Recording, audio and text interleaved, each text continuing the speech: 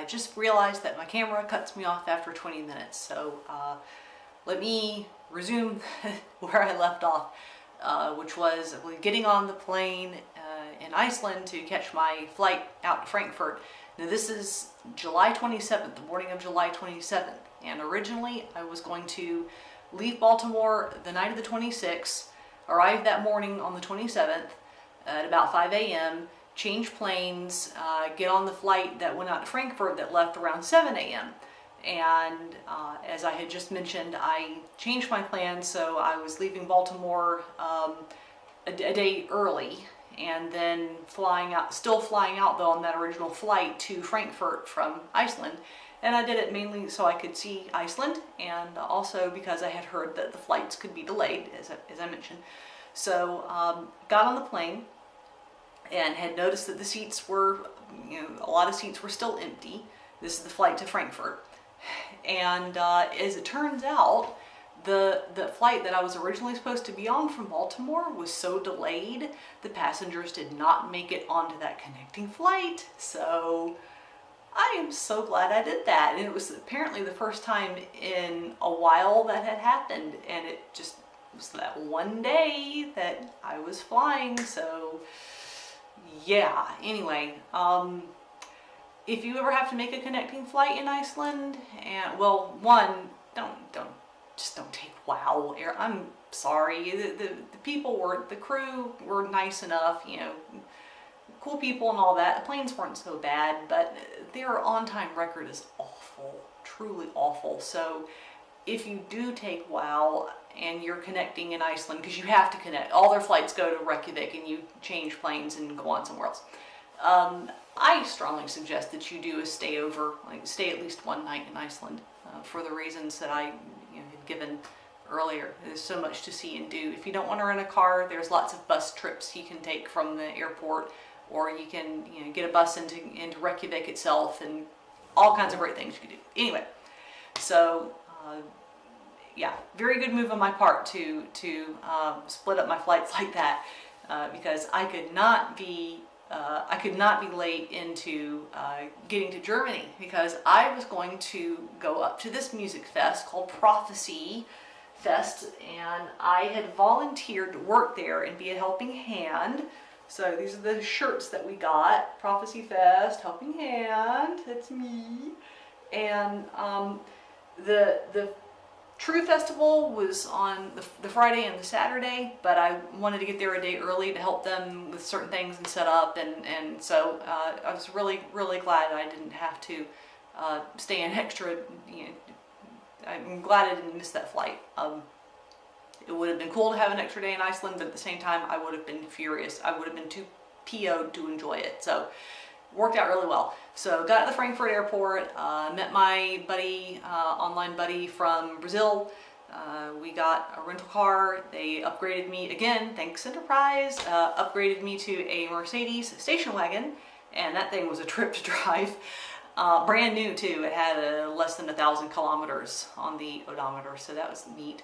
And drove up, to the festival, did the volunteer thing, and met a lot of cool people, saw some great bands, had a really good time. I did work later, the volunteer coordinator, and we were emailing and just, thanking each other for the opportunity and, for such a great experience. And he said, yeah, you were, of all the volunteers we had, you were by far the most hardworking and detail oriented. So that was really great to hear.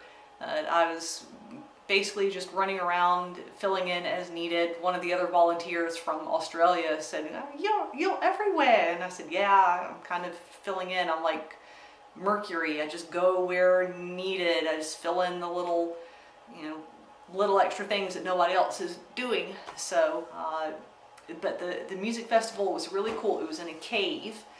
This is up in a part of Germany. It's about 2.5 hours north of Frankfurt, in a town called Balve. And the cave is called Balve Hull, which I'm sure I'm mispronouncing that, but anyway, Balve Cave. It's a music venue, and it was set up really well. The sound was fantastic. It was a wonderful atmosphere. One of the bands, the main bands I went to see, Alcest, played an entire album called Acai de Lune, and the whole theme of the album, the cover is very blue, and the theme of the ocean, there's a lot of the album is a lot about the ocean, the sea. They love, that's one of their favorite topics to sing about is nature.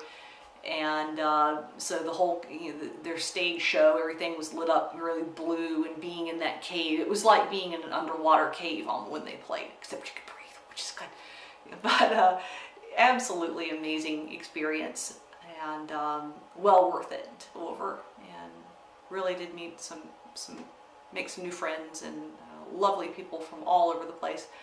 And then when the festival was done on that Sunday, I drove over to the Netherlands and stayed with a coworker of mine who is based there because her husband is in the army, and she's in the Netherlands about 5 minutes from the German border.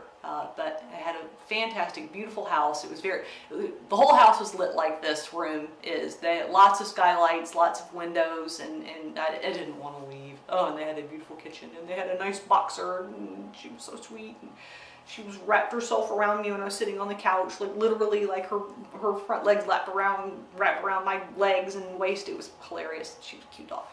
So stayed there. They were right across the street from a bakery, which was neat because Monday morning I got up early and went over to the bakery and got some things, and then I hit the road and did 5 countries in one day. 5 countries in probably less than 7 hours, actually.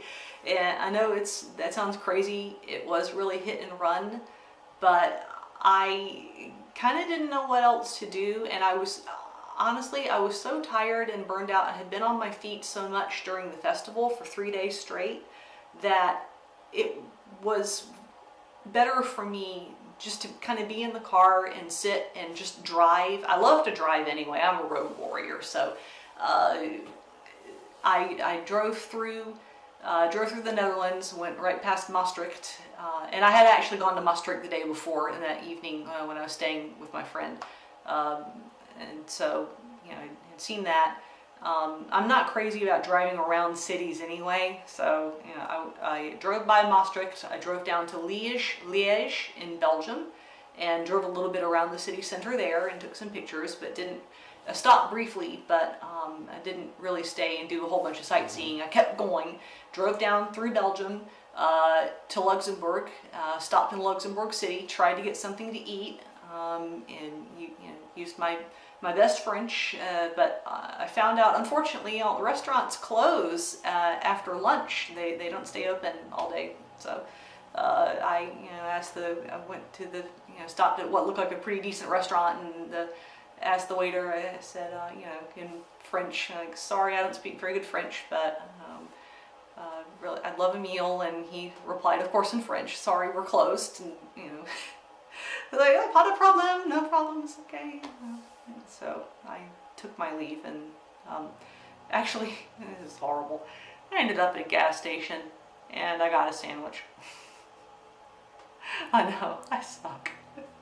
Here I am in Europe, the food capitals of the world, and I had a gas station sandwich. But oh, what can I say? I just wanted to do the challenge of 5 countries in 5 days. 5 days, yeah, like 5 minutes, more like. Yeah, and a very pretty scenery. It kind of reminded me in places of like Central Virginia and North Carolina. That countryside. So after Luxembourg, I drove down to France. I went to Thionville, I think I'm saying that right, and stopped there briefly. Again, didn't really talk to anyone or do much of anything, just looked around a bit, and then jumped the car and drove back up to Germany, up to Frankfurt, because I was flying out the next day. And the hotel that I stayed at was right next door to a German spa. So this leads me to the grand finale of the trip and report, and I think the best story, the best incident of the whole trip, festival included. The festival was amazing, but nice hotel, not too expensive either. It's one thing I liked about Germany, staying over there. The hotels were really decent and surprisingly inexpensive. So I think I paid maybe $80 or $85 for this room. It was nothing, and it was a nice new hotel, new room, I mean, beautifully furnished. And anyway, da da da da. The draw was it's next door to this spa. All right, I've been to spas in America. I've even been to some of these big Korean spas that they have where they have separate swimming areas and hot tub areas for men and women. And when you're in there, with other women or with other men, men are with men, women with women, and you're nude in there. And that's all right. I'm not a prude, so I'm used to that. But I'm thinking, Germany, okay, it's this big spa, it's attached to this hotel. It's just going to be, so I go in and with my little wristband thingy, and the main area is all these swimming pools. They have a lazy river. There's families and kids, and everyone's playing around. I'm like, yeah, I want hot tubs and saunas though. I don't want to be in the pool. I want to soak in something. I had not been everywhere I had stayed to that point did not have a bathtub, and I was really missing my hot baths. So I wanted a hot tub. Well, there were two hot tubs kind of in a grotto, and they both had couples in them, and the water wasn't all that warm, and it's kind of it's a little disappointing. And then I looked over and saw another sign over a doorway that said, this way to the spa, to the saunas, and I was like, yes, okay, now we're in business, we're in business. And this sign also said ages 13 and up only. Okay, well, it makes sense. I mean, they probably, the saunas are probably pretty hot, and little kids shouldn't be there. We're good, we're good. So I go in there, and I've got my bikini, of course, and the hotel robe that they gave me, and the slippers. And I get into the, go through the turnstile into the, the sauna section. And I put my robe and slippers and key in a cubby hole that they had sort of near the lockers. And then I walked into the main area for the spa, the saunas and hot tubs, and realized that, well, one, everybody was naked. And when I say everybody, I mean they did not have separate men and women section. It was men and women together, stark baby naked. Okay, I know, I just said, I'm not a prude, and I am okay with public nudity, but it took me just a second. Kind of stand there and looking at the men, trying not to stare, and I'm like, oh my God, birds everywhere. You know what I mean. But just for a second, I was sort of like, okay, this is different, but I don't want to be that stupid American who, the ignorant foreign tourist who stands there and acts like a moron. And so I said, heck with it. When in Rome, or in this case, Germany, do as the Germans do and lose the bikini and just relax and forget about it and have a good time. So I put the bikini in the cubby hole and went and showered off and got a little towel, and boy, that towel seemed so tiny, and nobody was leering at me or anything, and so it just took a little. I was a little stiff at first. All right, this is normal. This is every day for these folks. This is no big deal. I'm just another girl, just another very naked in front of strange men girl. Okay, I'm good. So I showered off, and then I went straight for one of the hot tubs and sat in that for a few minutes, and then I looked outside and saw they had these two huge, enormous pools, and it was a beautiful night. I mean, just a few high cirrus clouds in the sky. The sun was just starting. This is about 6:30 at night, so the sun was still really high. Gorgeous evening. So I said, I'll go outside and check out those pools. Well, it turns out that one side of the pool was heated. So yeah, I'm in the pool, and I go over to the deep end, and I'm standing there, and the water's up here, and I'm like, okay, I'm good. And after a few minutes, this German man who looked like he was maybe a few years older than I was came over and said something to me in German, and of course I was like, because I sadly don't, I speak maybe 2 words of German. And then he said, oh, you speak English? I was like, yeah, sprechen Sie English, sorry. And he said, oh, I was just asking if you wouldn't mind trading places with me because you're standing next to a jet of water coming out that, you know, a massage jet that hits the back. And he says, it's a very strong jet. And so I, oh, yeah, sure. We traded places, and I didn't realize the jets were there. That's how ignorant I am. So we started chatting, and he said, are you from England or America? America. He said, yeah, he said, I thought you weren't from around here, and just because you looked a little bit uncomfortable and like you were a bit lost. And I said, yeah, a little bit. You know, he said, it's what, because you're naked? I said, well, I'm getting used to it. And he said, ha ha, you Americans, you love guns, but you hate nudity. And I said, now wait a minute, to be fair, I hate guns too. So we ended up chatting, and he explained to me the sauna rituals that they do. They have these aromatherapy things that I've never seen before until I came to Germany. And it was really different. So what they do, if you've never heard of this before, and I had seen this chalkboard in the indoor section by some of the hot tubs near where some of the saunas were. They had several different sauna rooms of different temperatures.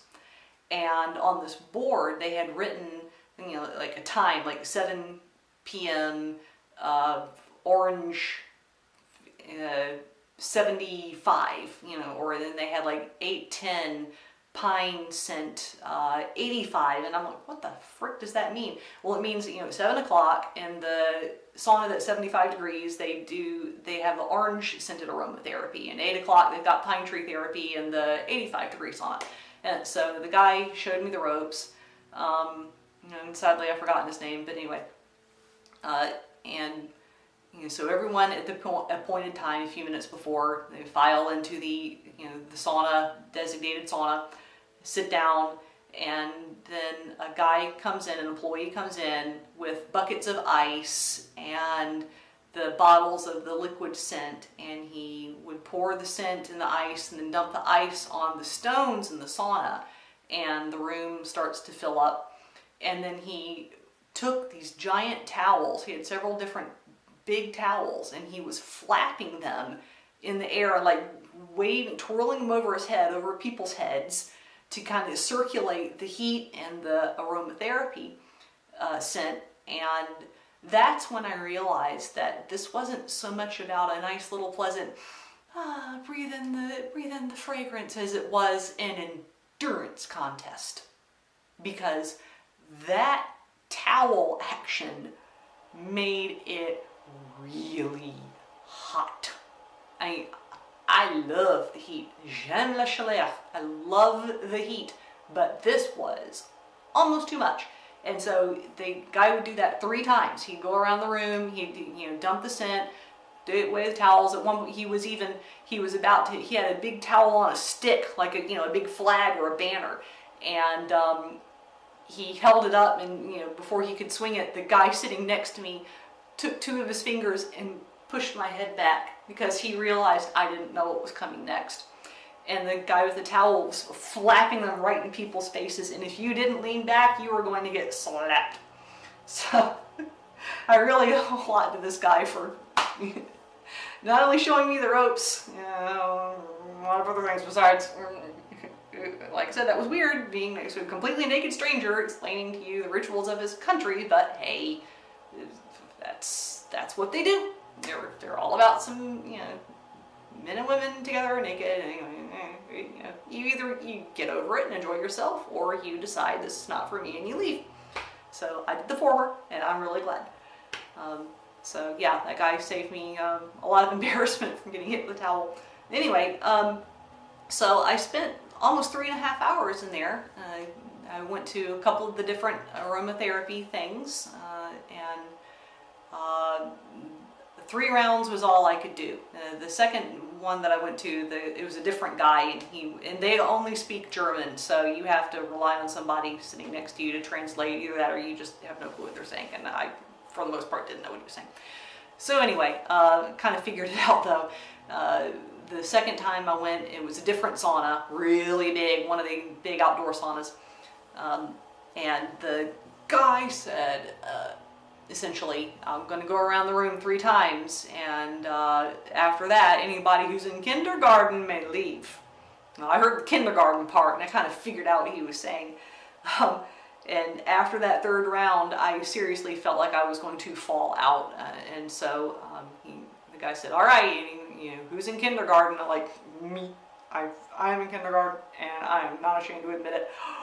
Auf Wiedersehen. I'm out of here. Bye." So I left and went back in the pool for a time, and yeah, so it was kind of this ritual of, you know, sauna, pool, sauna, pool. Steam room, found out they had a really cool salt scrub thing that they did at an appointed time where you went in, sat in the steam room. Some guy came around with a bucket full of very, very, very fine grained salt, almost like more like a very fine but thick powder as opposed to individual rough salt grains. Very smooth salt. I would love to get some if anyone's heard of this and knows where I could it was sort of like the consistency of Epsom salt, and for all I know was Epsom salt, but anyway, and it was definitely very salty. And the guy would come around and put a scoop in your hand, you know, of the salt, and then people just, you know, you scrubbed it all over your body, and my skin came out so soft and so smooth after that evening at the spa. Worth it, totally worth it to be, you know, a little bit uncomfortable at first, and then I was fine. So yeah, I slept really well that night, and then the next morning flew back home and had a bit of an adventure in the at Reykjavik again, because our flight going out of Frankfurt was delayed. Hey! And so we all had to run, and of course we had to go through customs and immigration and all that fun stuff. And there were lines, but they moved pretty quickly, and we did make it onto the plane and in time. So yeah, that's pretty much my Germany travel story and Iceland travel story. So and a few other countries besides, but I was in them so briefly it's almost not worth mentioning except to say I did it. I hit my goal. So yeah, would I do this again next year? I don't know. It depends on what bands are playing the festival, to be honest. I did, you know, the people I met were very cool, but yeah, we'll see. So other than that, that's pretty much everything that's been going on. So I don't really have anything else to add, so I think I'm going to end it here. Anyway, thanks this is the longest video I have done yet on Flosstube. I don't plan to make a habit of this, but I did want to talk about my trip report.